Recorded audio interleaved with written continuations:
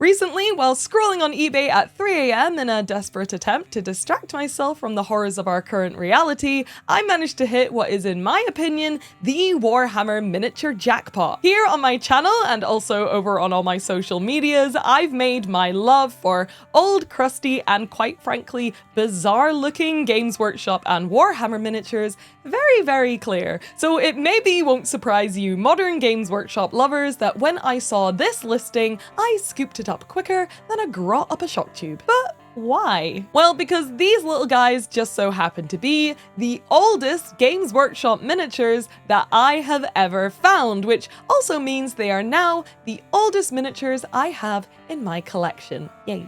And if you know me, then you know that I love a painting challenge where the #1 rule is always the older and the uglier the miniature, the better. So in this video, we are gonna see just how far into the future I can push this ancient piece of Games Workshop's history using just my oldhammer makeover skills alone. And from lovingly restoring the beaten up miniature itself back to its former glory, to attempting to give it a new and somewhat updated paint job, we are gonna find out if I can turn this forgotten relic into a contemporary masterpiece, and try and make him look worthy of fitting in at something as prestigious as maybe even a modern Golden Demon competition.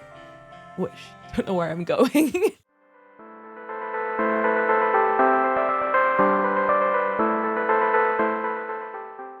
Since I teased you all so heavily in the intro, I bet that the burning question on all your minds is, just how old is this miniature? Well, he is from the far distant past of 1983, which makes him a mighty 42 years old. And I'm so sorry to anyone watching this video who is 42 years or older, and I'm here like hamming up 1983 as if it's like Dinosaur City. I promise you, I do not think that you are old and crusty like my orc is. I think you look great, and I really, really like what you're doing with your hair these days.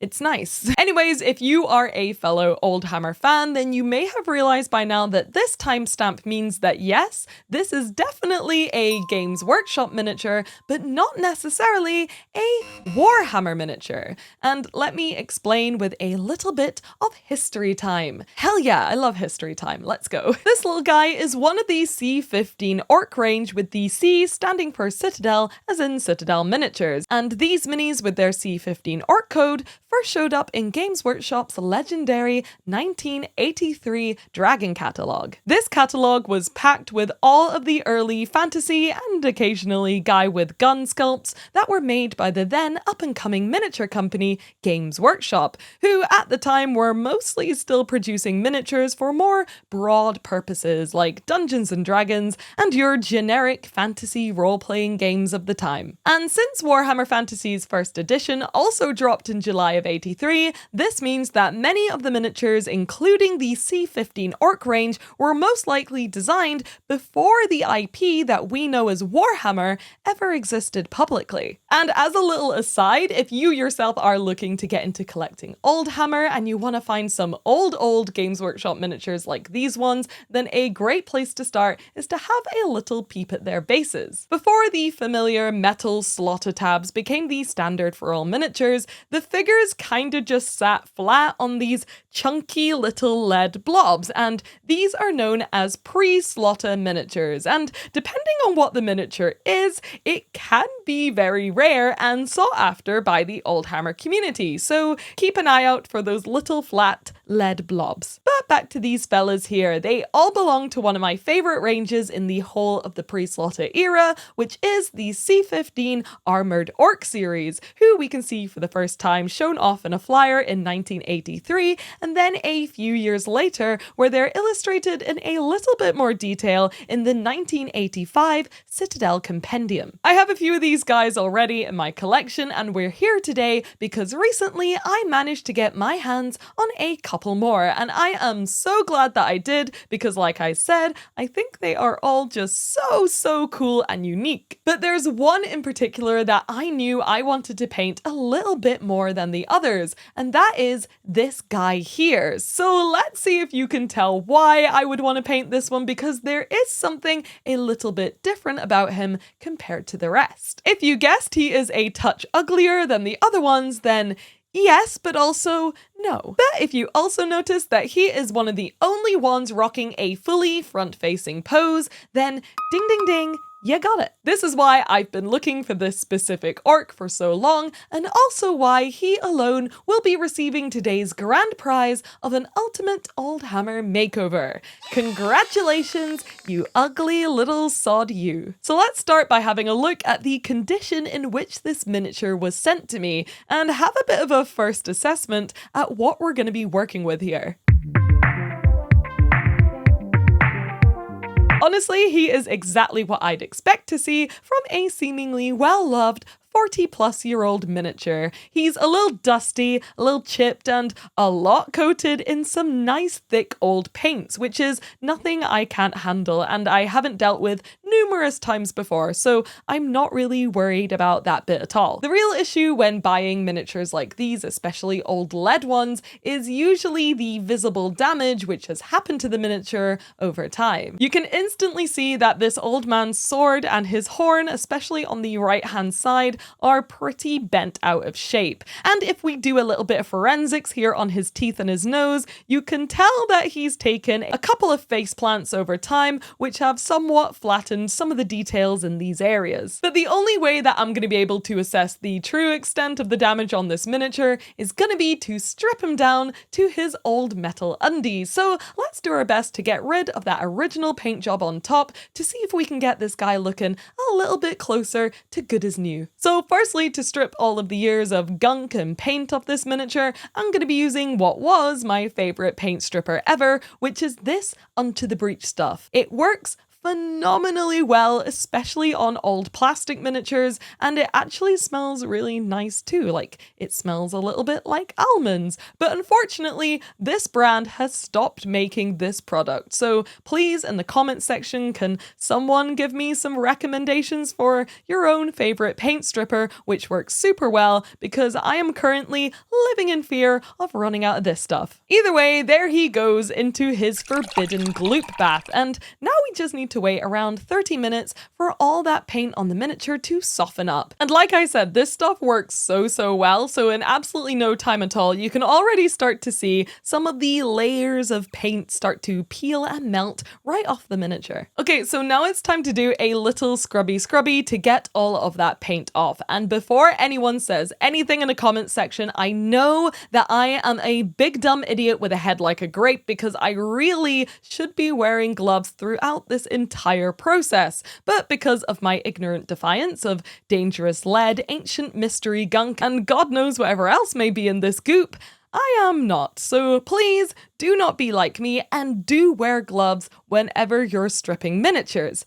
Okay, thank you so much. Bye-bye now. But despite my dumb raw hands getting all over this guy, this first step of the cleanup actually went really well, and I managed to remove I think around 97% of the old paint job on the miniature with just my magical gloop alone. The other 3% of the paint that was mostly trapped in the deeper recesses and grooves of the miniature were a little bit more stubborn, but they were nothing that a little bit of isopropanol and a couple of cotton buds couldn't tackle. For the remaining little bits here and there that just wouldn't budge, I ended up very carefully using the blunter side of a craft knife to kind of poke them out manually, whilst trying my best not to scratch the extremely soft metal underneath in the process as well. After the miniature was looking a little bit more clean, it was time for me to move on to addressing those bent parts, and fortunately for me, they weren't that much of a pain to fix. I quickly blasted the miniature with my hairdryer to kind of warm up the the metal and soften it a touch,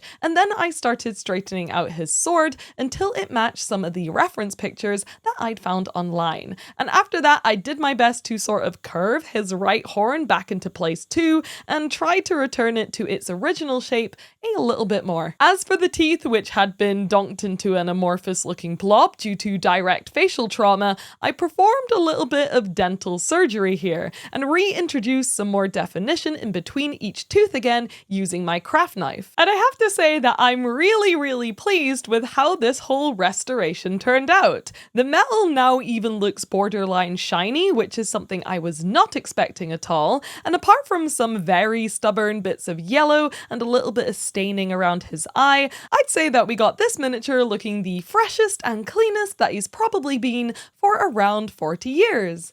Yay! So now that we've got the miniature looking like he is straight off the shelf in 1983, we can see a little bit better what we're going to be working with in the next step that you have all been waiting for, the painting.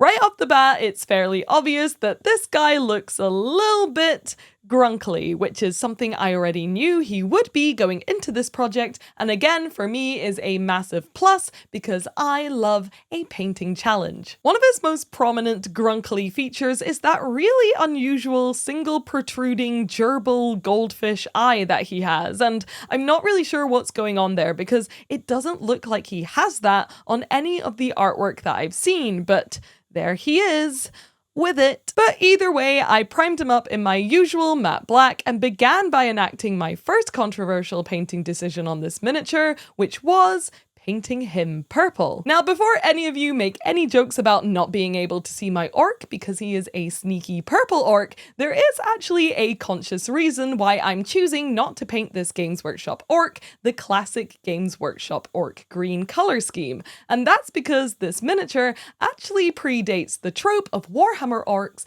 being green at all. Whilst there's been many depictions of orcs being various colors throughout time, from red to grey to occasionally, yes, even green, as seen here in Tim Kirk's iconic orc painting The Road to Minas Tirith, early Citadel orcs tended to follow the classic Tolkien-esque way of depicting orcs with sallow, grey, and brown skin. It's said that eventually a young Dave Andrews and his fellow colleagues from the Citadel team painted up a warband of green orcs and goblins in order to give their own orcs a bit more uniqueness, and because it's a generally great colour. And after a successful demo in front of Rick Priestley, the concept of unique green-skinned orcs became kind of canonized, giving us the distinct Warhammer greenskins that we know today. And so, since this guy predates greenskin Warhammer orcs as a concept, I'm gonna opt for a unique twist on the usual skin color, as another sort of visual nod towards his original time period. Either way, now that I've sneakily fed you yet another G-Dubs history lesson like a pill wrapped in a slice of processed cheese, gotcha, you can see that I'm almost done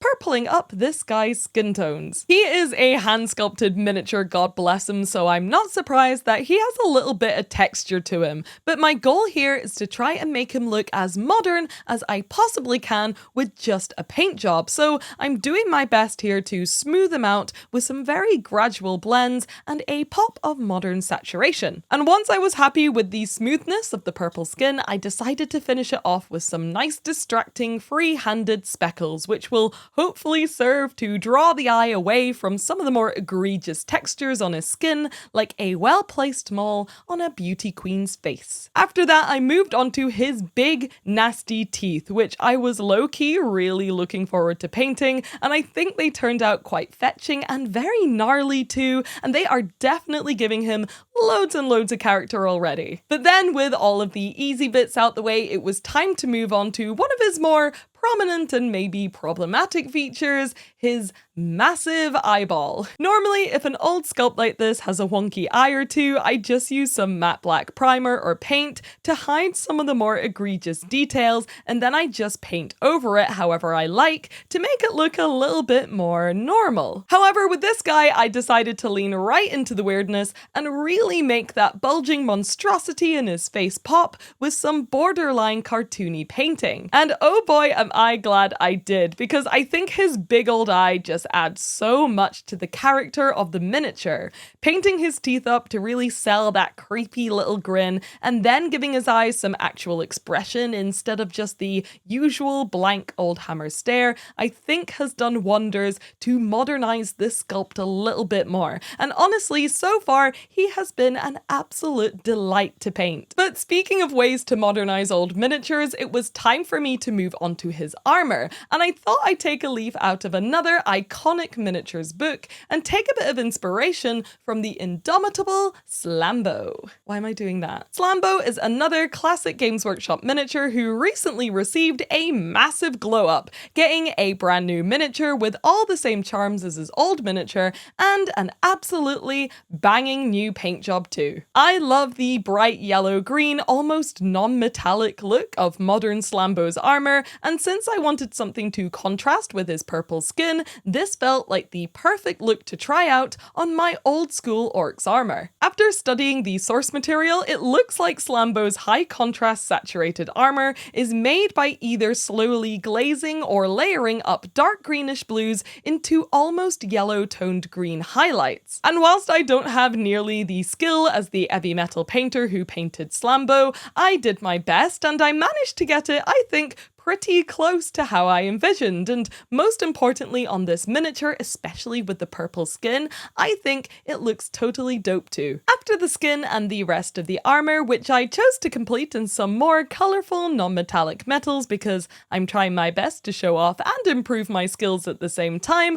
was complete, it really felt like the bulk of this miniature was just about done. There were a few, I guess, lower stake details to complete, like his scale mail head armor, this cute little gauntlet, and the little chainmail and cloth skirt around his waist, which I chose to paint in a bunch of different colours and patterns because we are fun-pilled and whimsy-coded on this channel. But what I was really itching to get round to was his weapon loadout. Since these older Games Workshop miniatures usually are a lot simpler and less detailed than modern Games Workshop minis, I knew that I wanted his big sword and shield to become some of the main focal points. Firstly, because this guy is already sort of looking like an early 2000s Nickelodeon cartoon nightmare, I thought it would be fitting to not give him a boring grey non-metallic sword, and instead do what I love to do the best and attempt another wacky, almost prismatic looking sword. I decided to try and hint towards the sword almost being like super reflective by mimicking the colours around it. So around the head where his green and blue armour is, I made the sword blue and green, and on the bottom side of the sword, since I wanted it to be a bit darker, I made it purplier to reflect his skin with a little bit of yellow to reflect the shield that I was just about to paint. And speaking of which, it's time to paint the shield, and I knew I wanted to do this bright saturated brown gradient over the shield first for the initial wood effect. And recently I've actually been enjoying painting wood this way, and I used to totally hate painting wood, but now I'm getting a little better at it, so yay character development. And when the planks were all done, it was still just looking a little bit plain, so I opted to do a bit of freehanding, and I came up with this fun orky moon symbol with a big old eye at the side to kind of harken back to this guy's key facial feature. And honestly, it's kind of giving Bill Cipher from Gravity Falls, just a little bit, but whatever, that's probably fine, and also not dangerous for anyone at all. Then on a whim, as a kind of finishing touch to really make this guy look cartoony, I decided to use a little bit of brush hair and some blood for the blood god to build up a single droplet of blood right on the end of his sword, which I then painted in the shiniest, most cartooniest way I possibly could. And I absolutely love this tiny little feature I decided to add onto the miniature at the last minute because I think it just gives the whole thing so much more personality. And with that final little blood red cherry on top, the miniature itself was looking just about done. And usually this is a time of celebration for most miniature painters, but unfortunately for me, it means that on the horizon is doom and potential anguish because now I need to work out how I want to base my miniature.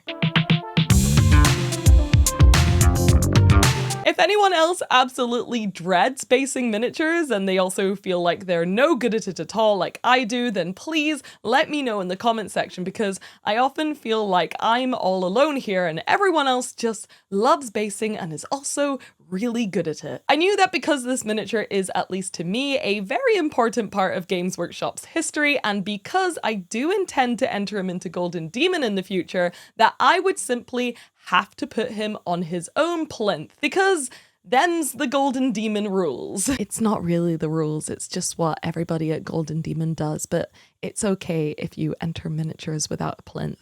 I'm just kidding, but I'm doing it anyway.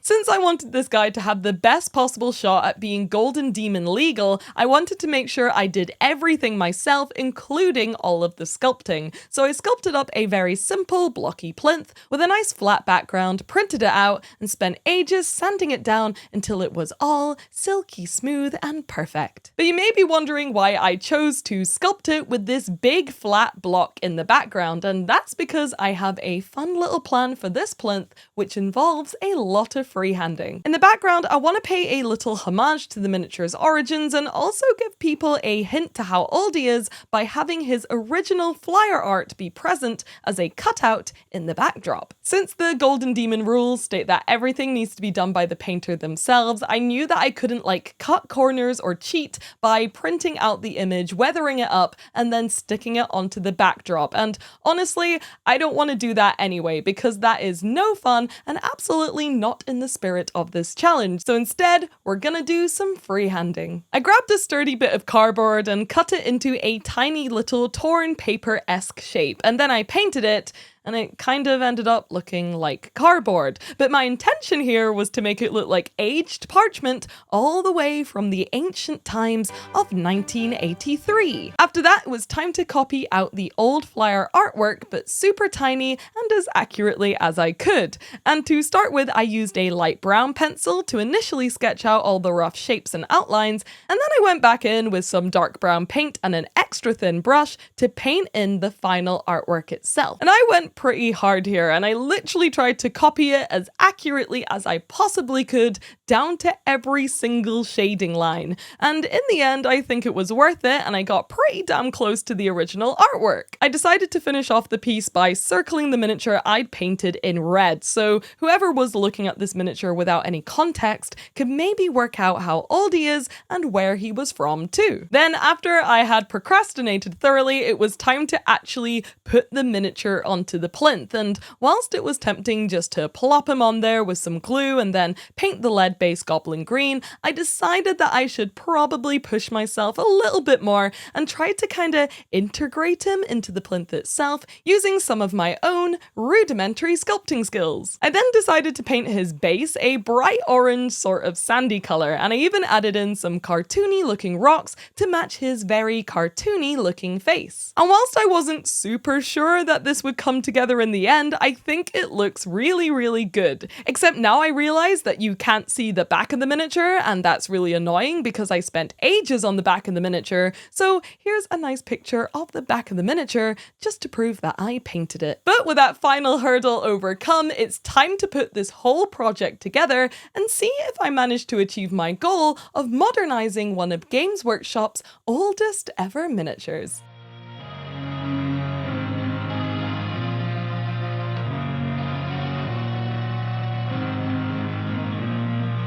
And here he is. The old man has been brought back from the forgotten corners of the hobby and has been given a bit of reconstructive surgery, a fresh lick of paint, and a fancy new plinth to live on. And even though I know I am highly biased because I'm the one painting him and having fun, and these little oldhammer painting videos are fast becoming some of my favorite ones to make, I do have to say that I think he turned out absolutely awesome. Maybe I'm wrong, and as always, let me know what you think in the comments, but for me, I feel like if you'd show me a picture of this guy as he is now, I would never have guessed that he was one of the oldest Games Workshop miniatures out there. There's just something about the sculpt itself and the paint job as it is now that just looks kind of modern to me. I think a lot of it is down to the fact that this particular sculpt has a lot of personality in his face. That big old eye and that leering smile really does carry a lot of expression, and I actively did my best to try and emphasize that in my paint job, which I think went very well indeed. Like I said, I'd love to enter this guy into some kind of Warhammery painting competition like Golden Demon, just so that he can finally stand amongst his younger peers and get the recognition that I believe he deserves. So wish us luck, and remember, it's always good to respect your elders, especially if they are 1 inch tall and made of lead. But I'm afraid that is all we have time for today. As usual, thank you so much for watching this video. I hope you enjoyed it, and thank you for being rogues. I will see you in the next one. Bye. Bye-bye. Bye. Bye.